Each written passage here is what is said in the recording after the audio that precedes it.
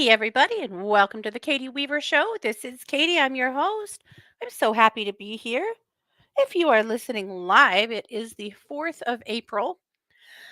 Oh, at about 11 a.m. Pacific time. If you're listening to an archive or a replay, I also want to welcome you to the show. I want to let you know we're over in the chat room. You can find that by heading over to 12radio.com. Click on the chat button, and you'll be redirected into the Facebook chat. You'll find other people chatting there. Also, you can find me live streaming this event on Facebook and YouTube just by searching for Katie Weaver Domestic Mystic. So if you'd rather watch than listen, that's the way to do it. So, how's it going? Y'all doing well? It's quite a week, isn't it?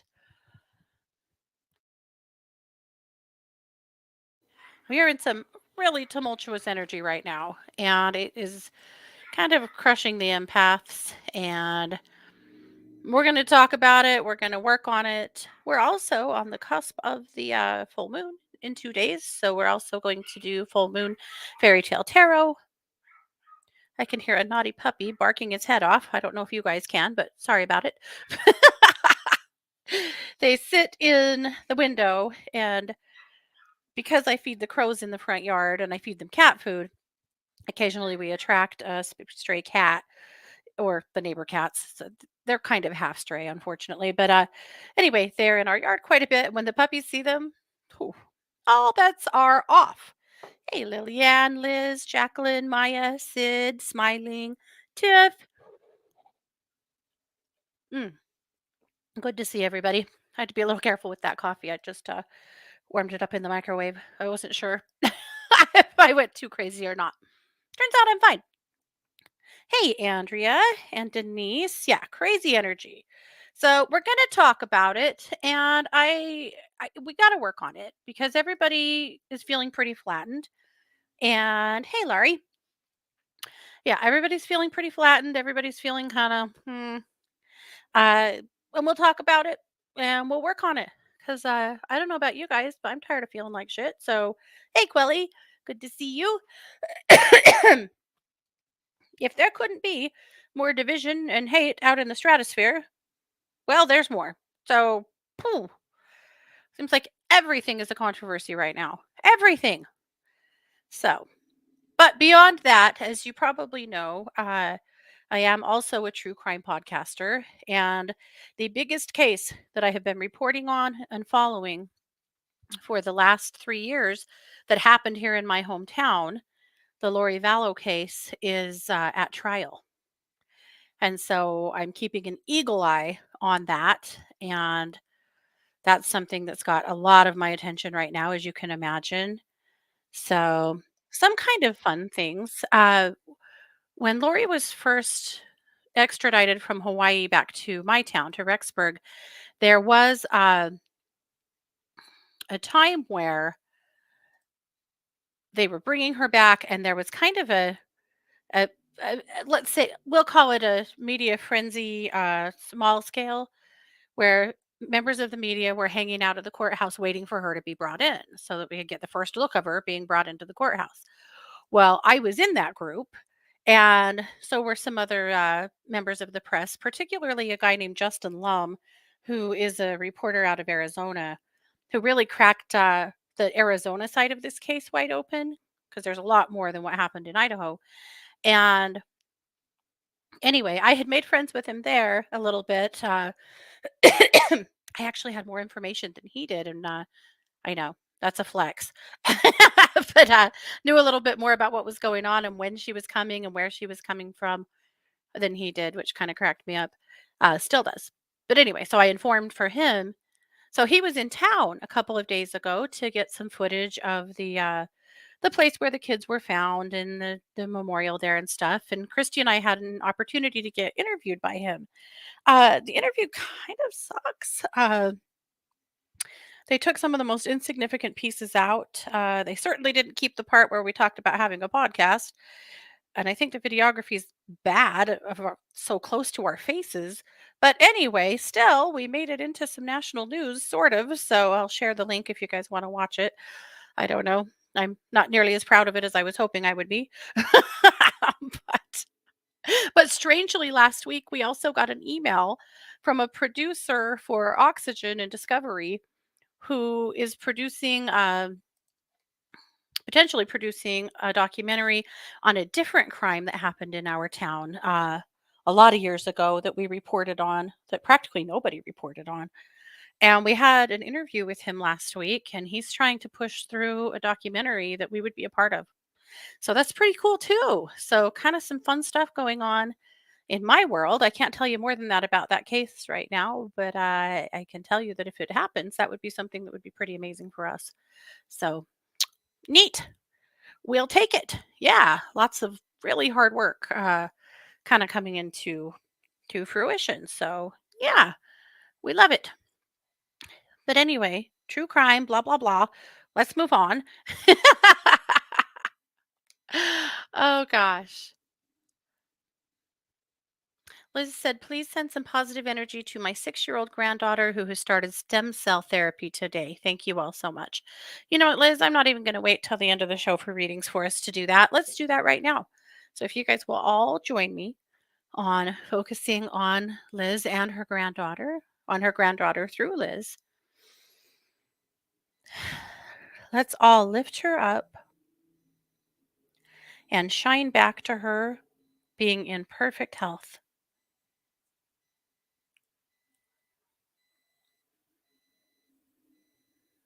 And that's the image we want to hold for her and ask the universe to hold for her, is that reflection of her in perfect health until she becomes that.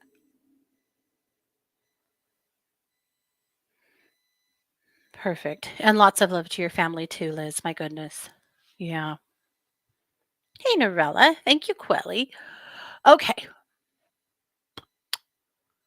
What should we do? Her name is Anaya. Oh. No, Liz, we're all about it. Perfect health. Years and years ago, I was at it's a thing called INATS. It's the International New Age Trade Show. It happens in Denver. At least it used to. I haven't been in years, but when I had my store, we'd go every year, and it was really fun. There was all kinds of back in the Hay House heyday. There was always a huge Hay House booth in the right as you walked in, and we met tons of different Hay House authors there, including Louise and others. And one year, and then they had speakers and stuff too. And one of those times, we were at the we went to a speaker named Deborah King. I don't know if you guys remember Deborah King. She studies shamanism and other things. Very odd lady. Whew, very odd lady. But a lot of brilliant people are, you know. She's actually a former attorney turned healer.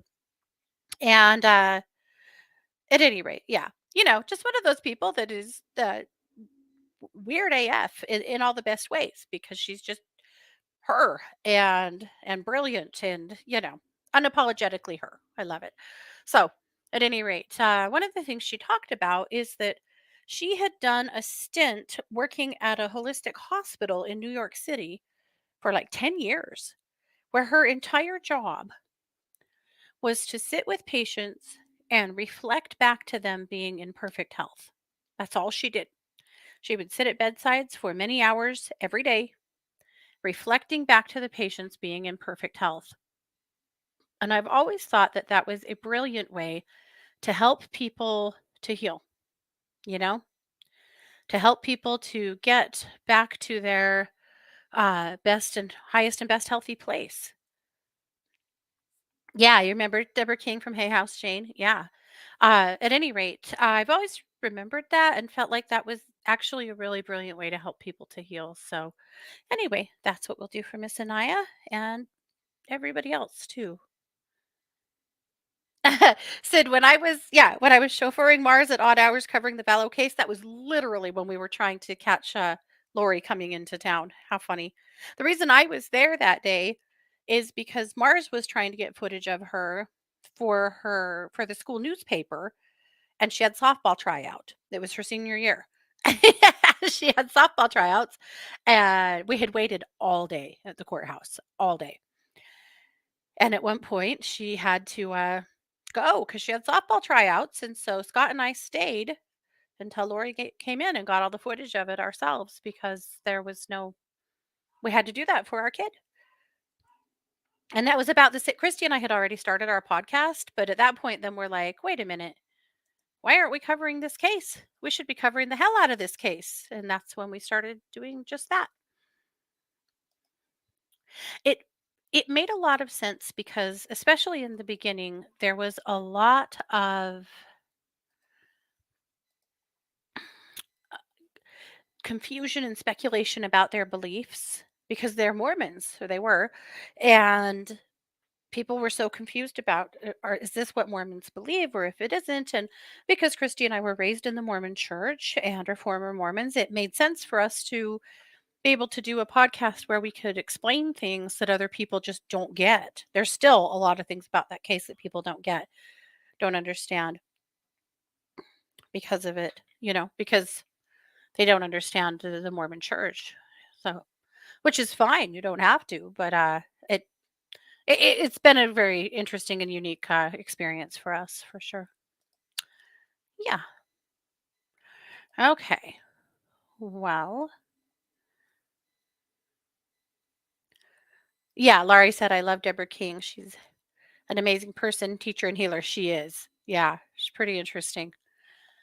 The day that she was at INATS, she could hardly present for all of the vibes she was getting in that room. She kept stopping and like clearing something or working on something. The room where she was presenting was really bothering her. Yeah.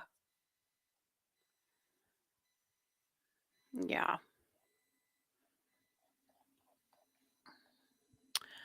Okay.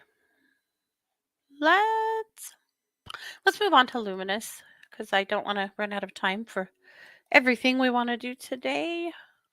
You may have already received it in your inbox, but I'm also going to post it.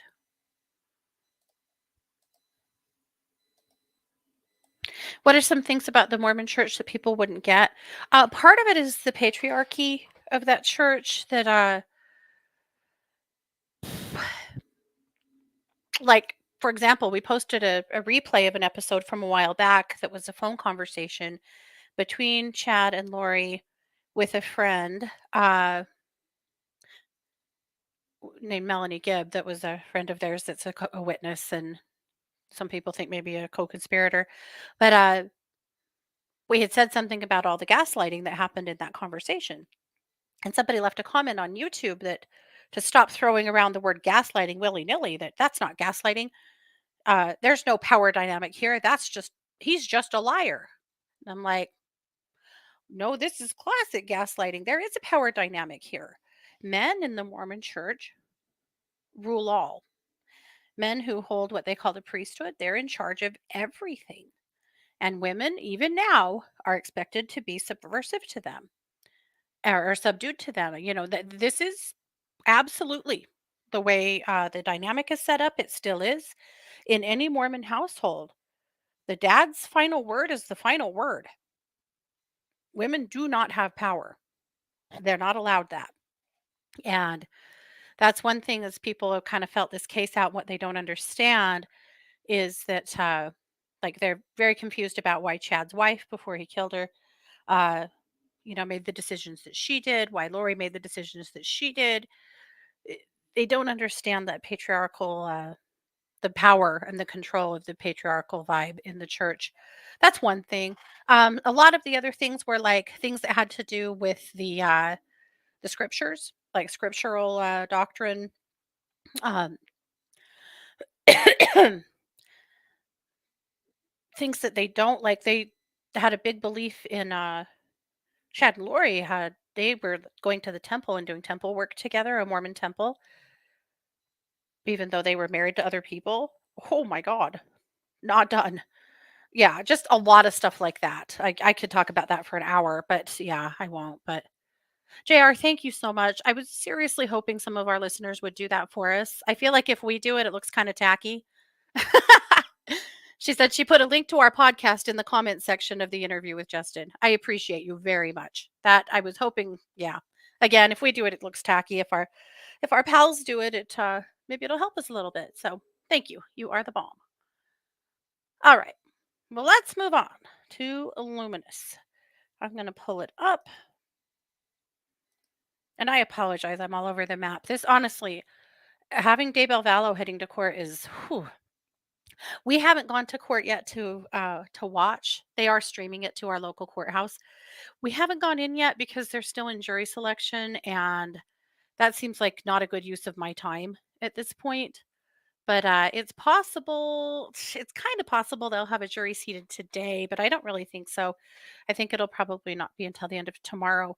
But I absolutely want to be there for the opening statements because this is not being televised. The judge has been very, very paranoid. He's really sealed the court down. Anyway, not televised. So that's the only way we can watch is to get a ticket the day before, to apply for a ticket the day before, and then go. But the rules, you guys, are insane. You have to apply for a ticket the day before between 8 and noon. Court starts at 9. You have to be there by 9:15. And again, this is just to watch in an overflow room. We're not at court. That's 5 hours away in Ada County. But if you haven't showed up by 9:15, they will let your ticket go. And if you leave at any point during the day, you're not allowed to come back. What the hell? They're making it so hard on the public and they're doing it on purpose. And it is a violation of our rights. And it's very frustrating. But there have been things filed. The press has tried to fight the judge on this stuff and to no avail. It sucks and we hate it. But I do want to be there for opening statements desperately. So I'm hoping Thursday. I've been getting a ticket every day and then just letting it go to waste because I can't be there every day. Because to some degree I need to, work, but also I need to take care of myself. And like there's just no way. I cannot be in the courtroom every day. Wish I was. I'd like to be there. But there's a lot of members of the press that are there in Boise that are live tweeting it, which gives us all the insight we need. So we'll be there some days and some days we won't. And some days we won't and it'll be okay. But but you can definitely tell that a lot of my mindset is with that case right now. And the other part of my mindset, no surprise, is with the Trump indictment. And I'm not making this political, and this show is not political. So please don't, I'm not here to be divisive in any way. Um, However, the chaos that we're feeling, some of that is the continued division and anger and hate being constantly fueled in our country uh, by all sides. But if you think it feels bad this week in the US, that's a big part of why. I'm not saying that it shouldn't happen. I'm not saying anything except for that the amount of hate that is raging in the United States, the hate machine, is the thing that is drawing so many of the empaths down, making you feel sick, making you feel anxious, making you feel very unstable, ungrounded, out of your space. This is what it is. Whether you agree with it or you don't agree with it, like completely aside from the political piece of it, the hate machine that is roaring through our country, that is never ending, is affecting us profoundly as empaths. So, we're going to talk today about how to get up out of that. This is going to be an uncomfortable week. So, let's work on it. Not to mention that we have a full moon in 2 days. Gosh. Okay. I called the magazine this week the Rise Above edition because of this collective energy and discomfort. And I am talking in the magazine this week about how to rise above, how to elevate your energy above all of this low vibrating stuff so you can find a comfortable place to be.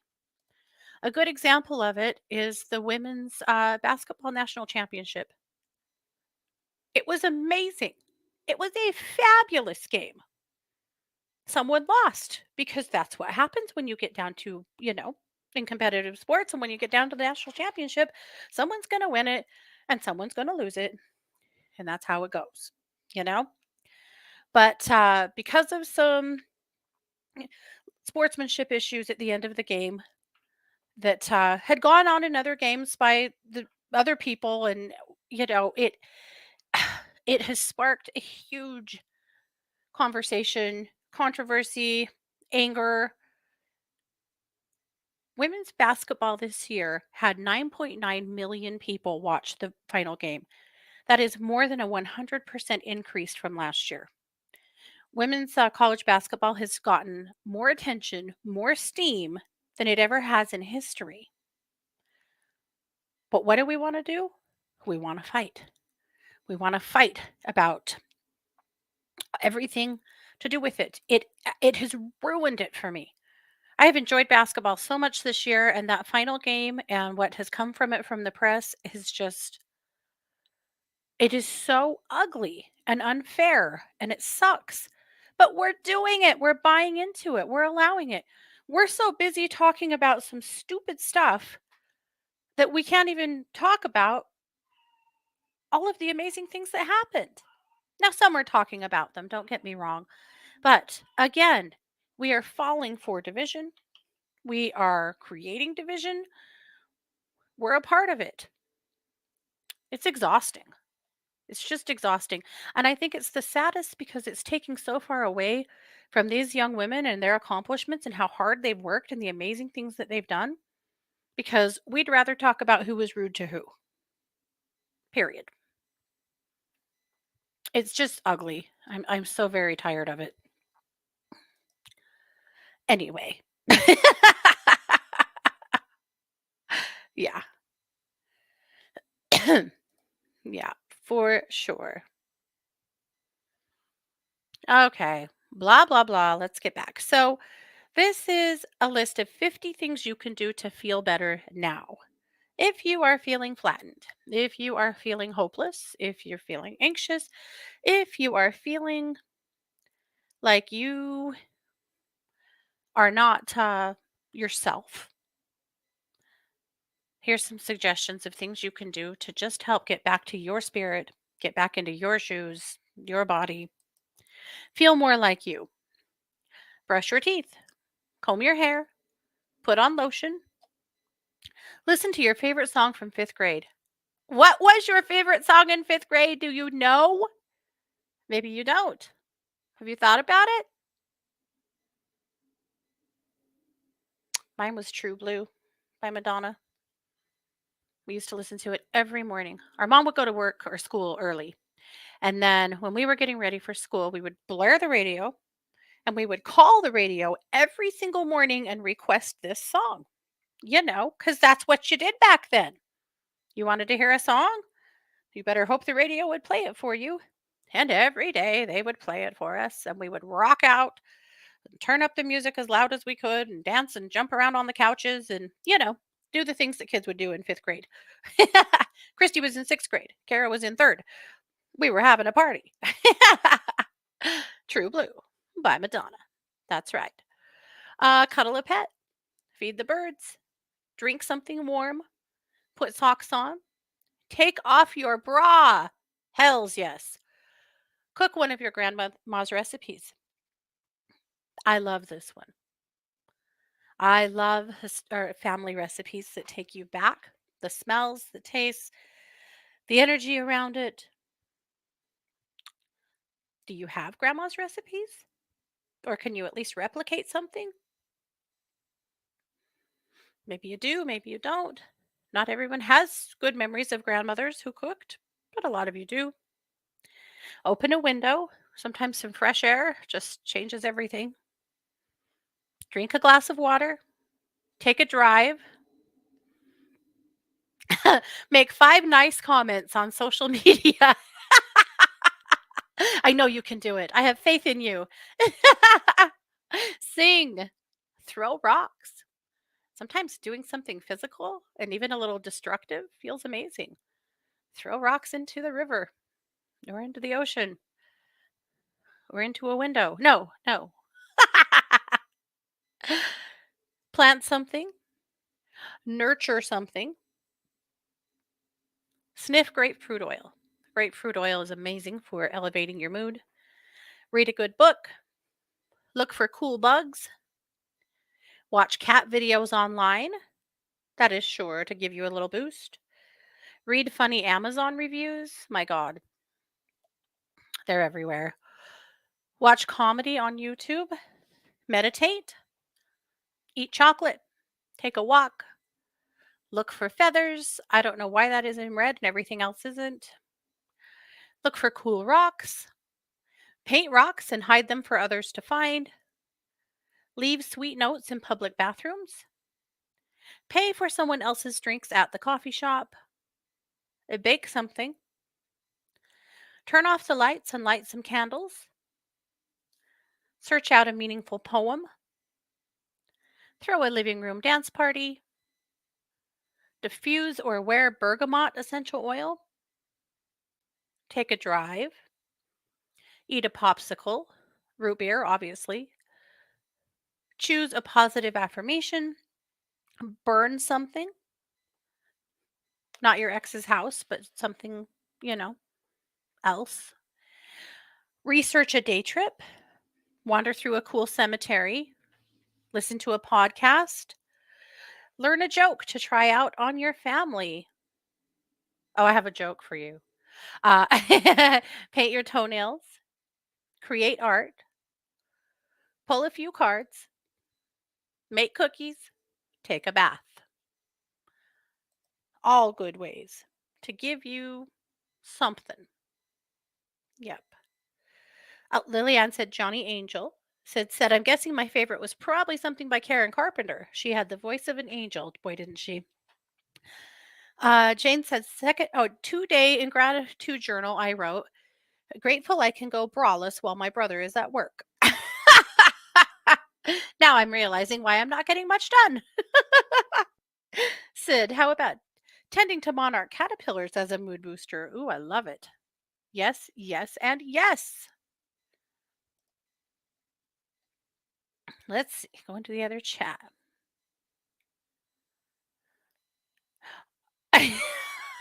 Chris said, eat a sheet cake decorated with an orange person in an orange suit. Yes, yes, that too.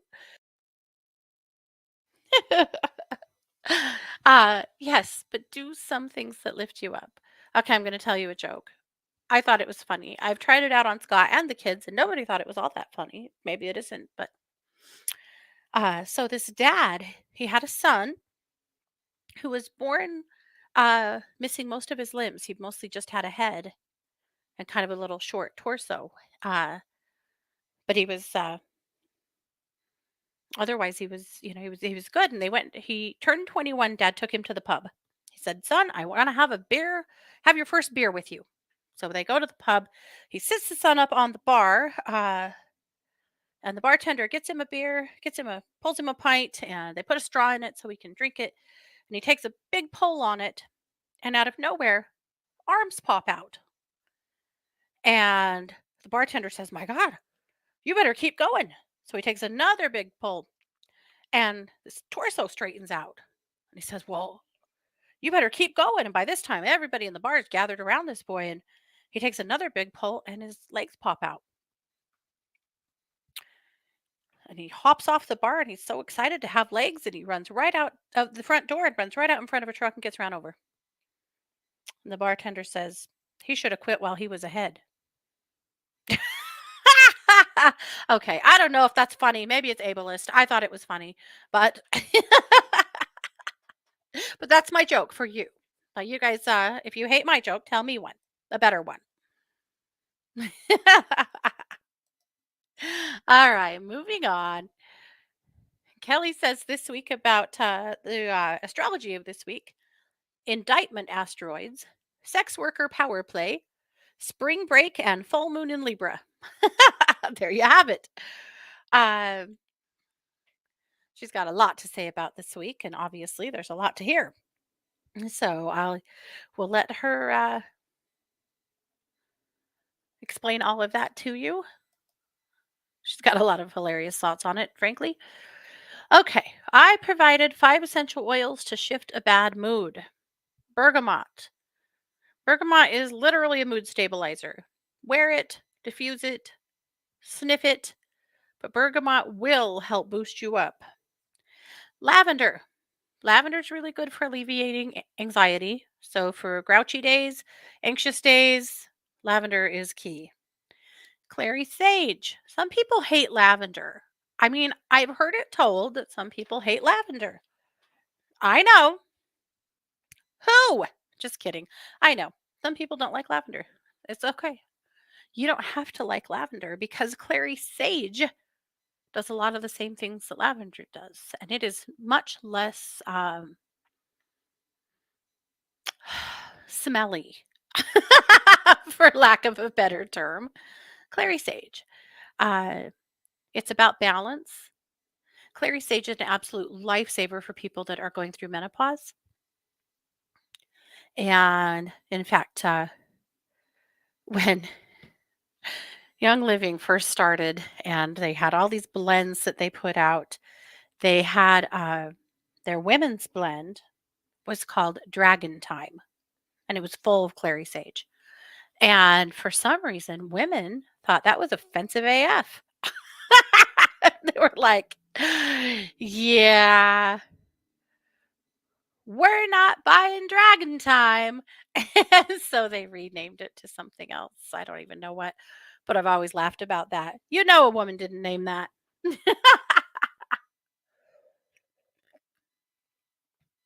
I'm pretty sure they told them they could take their Dragon Time and shove it up their ass. But anyway, the main ingredient is clary sage. In that one, in the hormone blend from Jade Bloom as well and doTERRA, like it's clary sage. So just get clary sage. Rosemary. Rosemary is a superpower for boosting memory and relieving stress. Jasmine. Jasmine's a lot more expensive. It's a lighter, more delicate oil, and it's amazing. It's perfect for boosting your self esteem and is great at making you feel great. So that's 5 oils to help you shift a bad mood. Okay.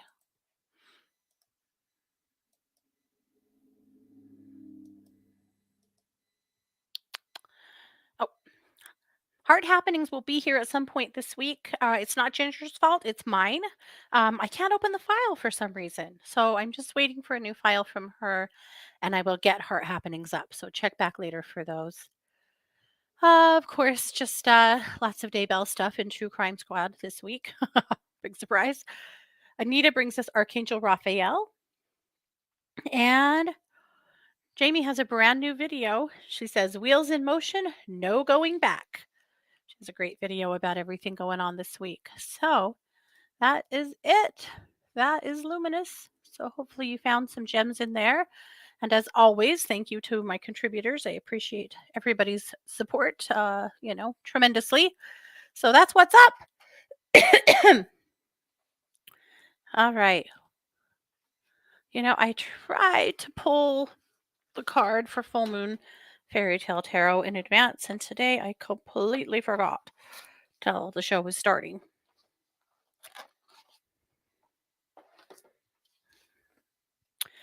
Have you seen those videos where men experience dragon cramps by getting hooked up to some kind of electrical device? It's pretty hilarious watching how low their pain thresholds are. Oh, yeah. I know. I have loved those too, Sid. I think it's great.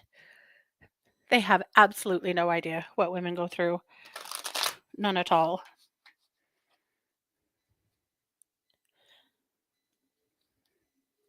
And to the ones that are willing to get hooked up to devices like that so they can feel it, good on them. For the ones that don't, but fully believe the pain that the women in their lives are in, and are supportive and kind and awesome, good on them too. To those who can't figure out how this could possibly hurt that much, go F yourself. Yep. What is going on? I am so sassy today. I, I I need to go to all 50 things on the list. I'm pretty sure. What would Scott think this afternoon if I was literally just running through here doing all of the things on the list? He might be relieved. I don't know. I have been in a fairly bad mood. I told one of the puppies this morning he was going to have to pack his bags and move somewhere else. I was so mad at him. No, I'm a terrible mother. I've been in a bad mood. Not a bad mood, an uncomfortable mood. An uncomfy mood. Yep. That's okay. It's normal. It's okay to feel like that. I just don't like feeling uncomfortable. None of us do, you know? And that's why I started thinking about how, and from who I've been talking to at One to Listen, well, we're all uncomfortable. We got to work on it. Okay. The card is the Ace of Swords. Oh, we had this one not too long ago. Interesting. Okay. Well, we'll do it again. It is Cap o' Rushes. It's English. The keywords are beginning, intensity, focus, and vision. This is the card. Okay.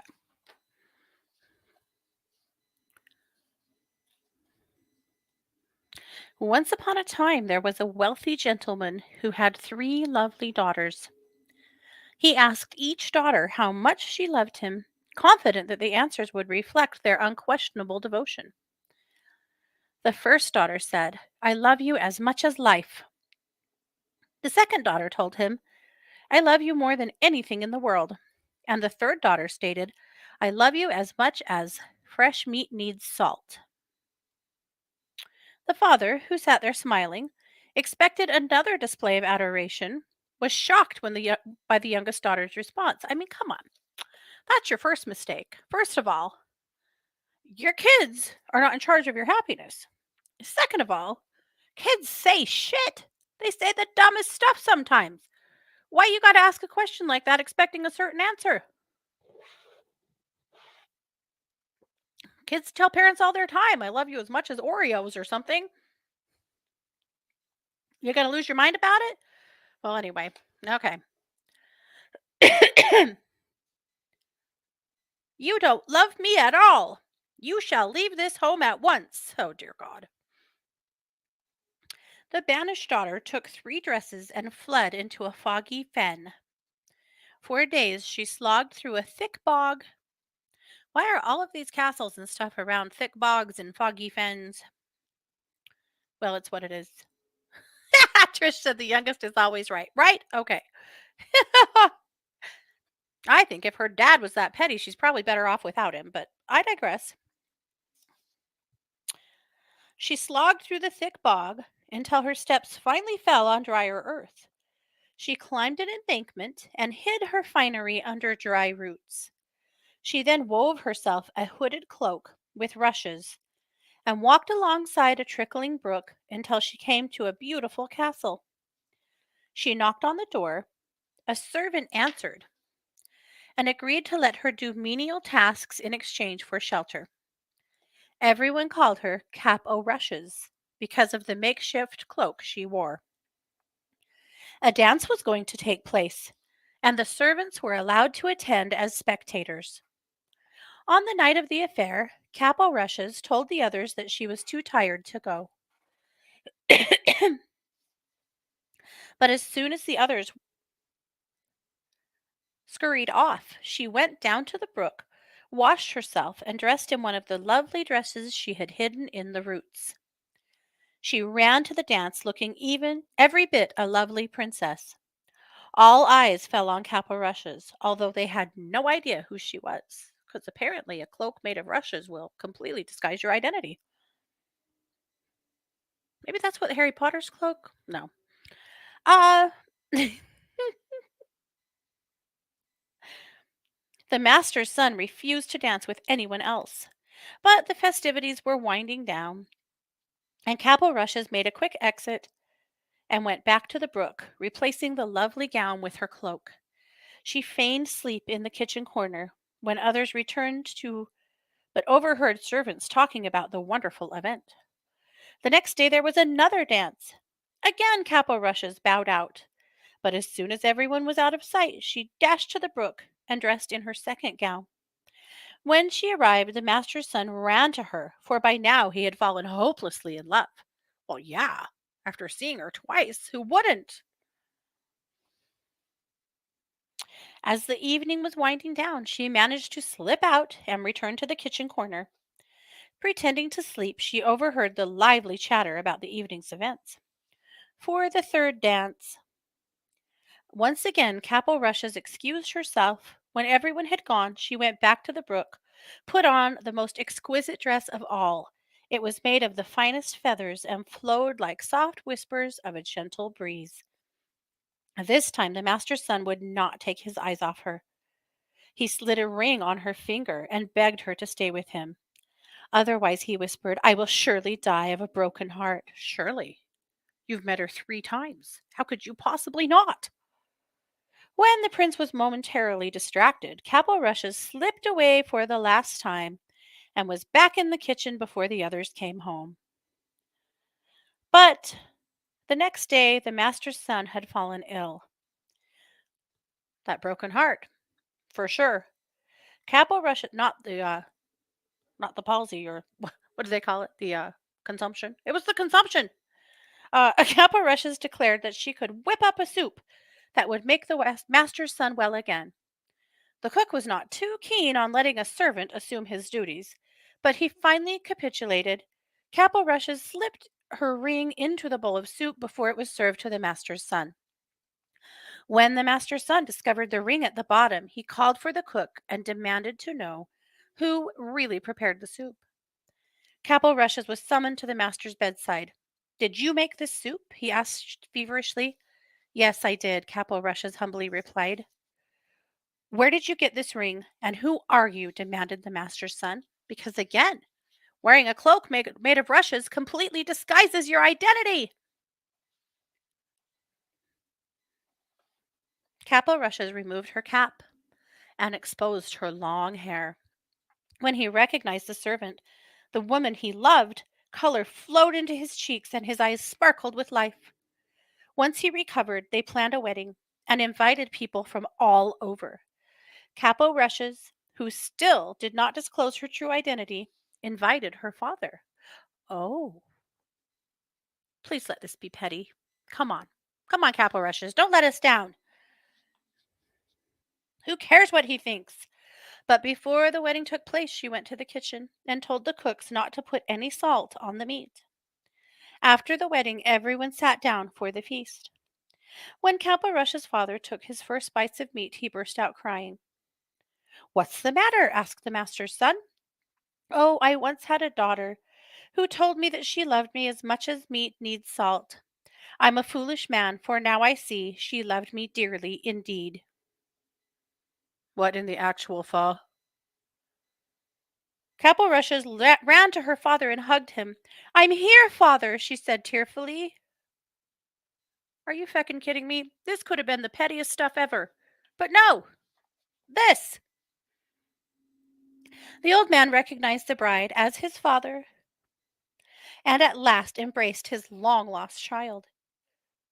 After the celebration, the bride and her groom retired to their castle and lived many happy years together, as you do. And the meats were served at mealtime were always salted to perfection.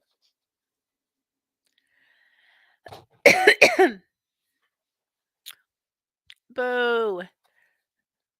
Okay, symbols and meaning. Rushes are symbolic of growth and resiliency. Capo Rush's cape is made from rushes, symbolizing her inner growth as she proceeds on her journey.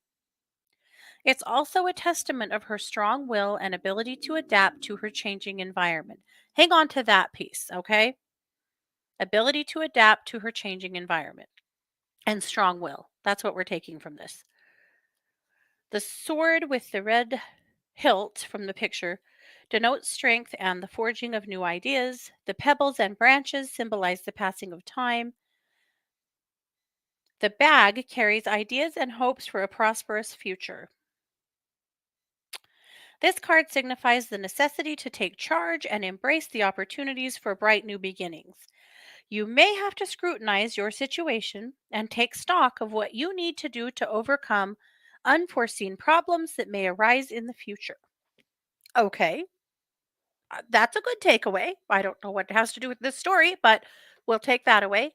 So essentially, the idea or the thought that at this point, for the next 2 weeks through this full moon cycle, that we take charge, we take personal responsibility for what we are doing, what we are saying, how we are feeling, and we fix it if we need to. We take care of ourselves, and that we are willing to scrutinize our situation and take stock of what's working and what isn't, and be brave enough and willing to make some changes. So there you go. So that's what we're taking from that story. I don't know why, but but there you go. Sid said, "Do you think the son had a feather fetish? Maybe, right? The father was an idiot. His daughter was imaginative and creative. Salt in those days wasn't cheap, it was a precious commodity, right? Well, anyway, Capo Rush's father. Boo!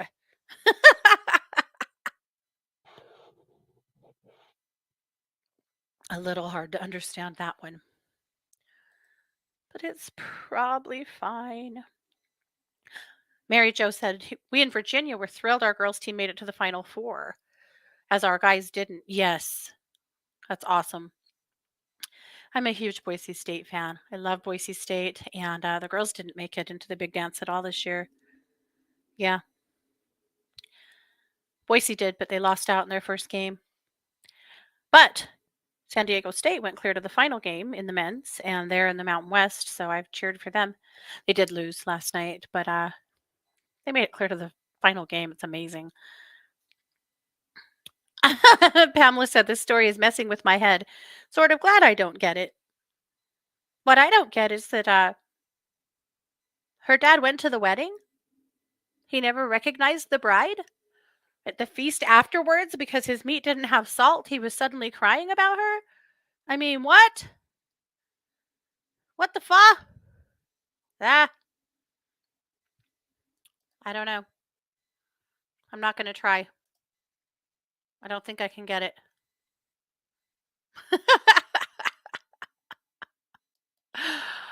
Okay. Well, we do have a few minutes for readings, and then we will get into our bibliomancy from Kathleen Peterson. I noticed that I did have a request from Mary. Mary could use a tummy bladder healing. Just went to the doctor, and sure enough, a bladder infection. Pain since Saturday. Ah, you got it, Mary. Let me get on it.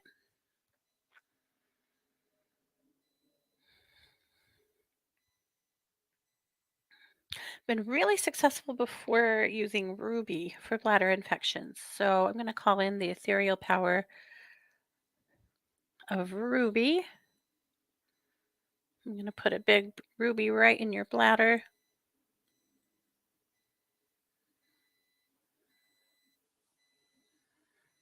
Man, there's a lot of heat in that.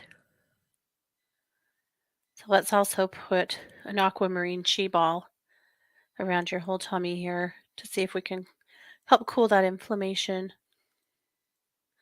Ugh, I'm sorry, Mary. That's the worst.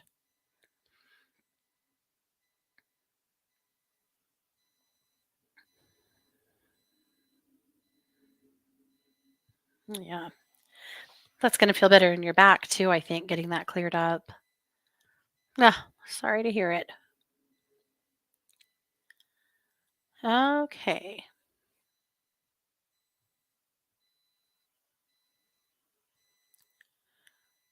Okay, Geraldine.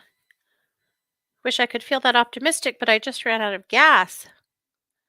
After 8 days every day, and I don't give up easily, but this is an emergency. Sorry, Geraldine. I think some of your message didn't come through quite right, but we'll do our best. Letting it go. If anyone wants to say a prayer for a miracle that I get my traveling oxygen in time for my doctor's appointment, 3 to 4 hours total drive and appointment. Thank you in advance. Okay. Yes. Let's elevate that and hold space. I'm envisioning you receiving that traveling oxygen and getting in the car with it and going to The drive and the doctor's office with it, getting back in the car with it, and coming back home to where you can hook up to your regular oxygen machine.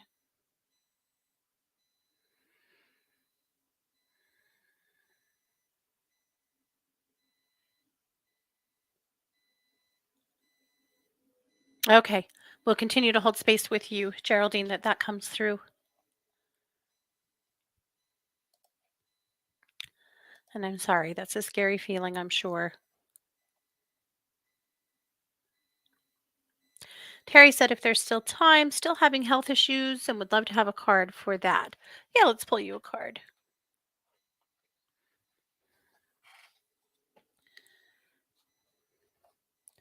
You feel very tired to me, Terry. Like you're tired of trying to figure this out, tired of dealing with it. Just tired, damn it.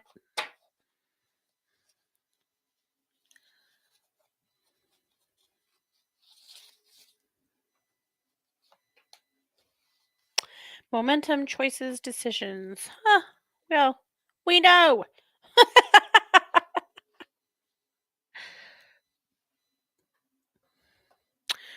I'm going to assume, Terry, that you've already gotten a second opinion and maybe even a third. One more time, I'm going to challenge you to go a different route. If you've only been holistic, go talk to a Western medicine doctor. If you've only been Western, go talk to a holistic doctor. Crisscross a little bit here, and let's see if we can get a better combination of therapies that help get you back on top. Yeah, I'm sorry, babe. Very frustrating. I think all of these people are these. It's like our bodies are not haven't caught up to the spirits that are wearing them. Yeah. Hey, Canva. Let's see. JR, I ordered a new health care insurance card yesterday. Do you see it coming in the mail in time? I do. I feel like you're going to be okay.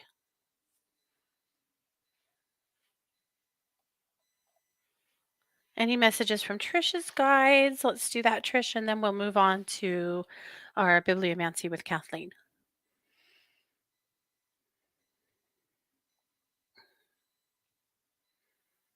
Yeah, your guides said that they're a little worried about depression right now for you.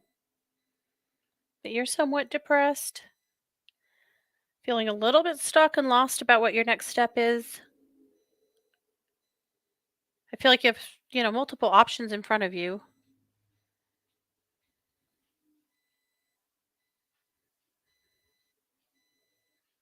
But they're also saying not to worry too much about making a decision right this second, that by the end of April, it's going to be really clear what you want to do. So you've got time. They're saying right now, don't worry about doing anything really intensive. Just take care of yourself. Go walk that river. I know you probably already are.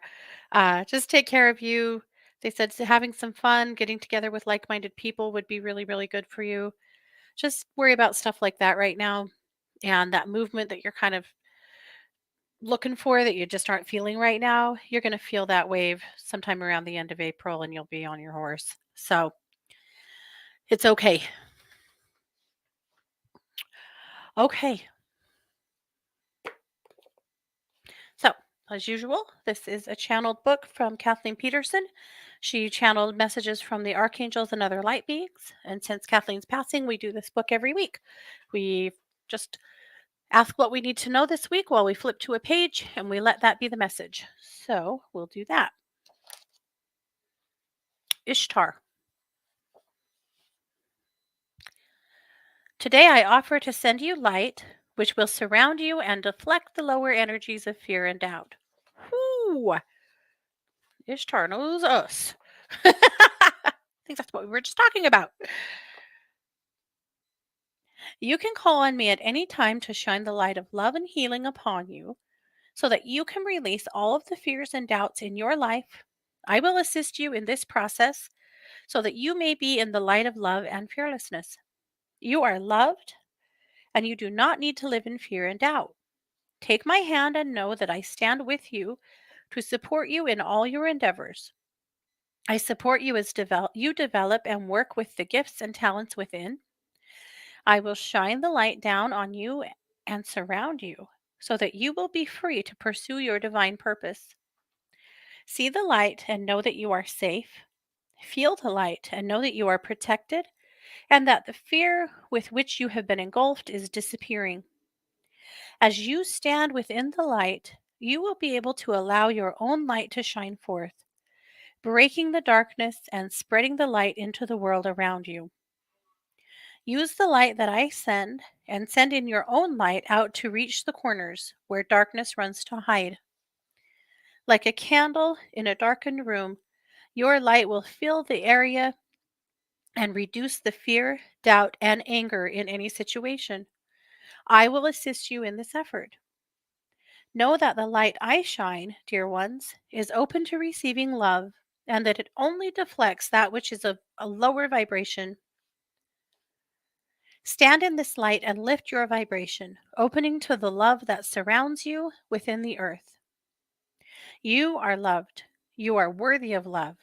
You deserve to live fearlessly and free, be strong, and stand tall in your glory.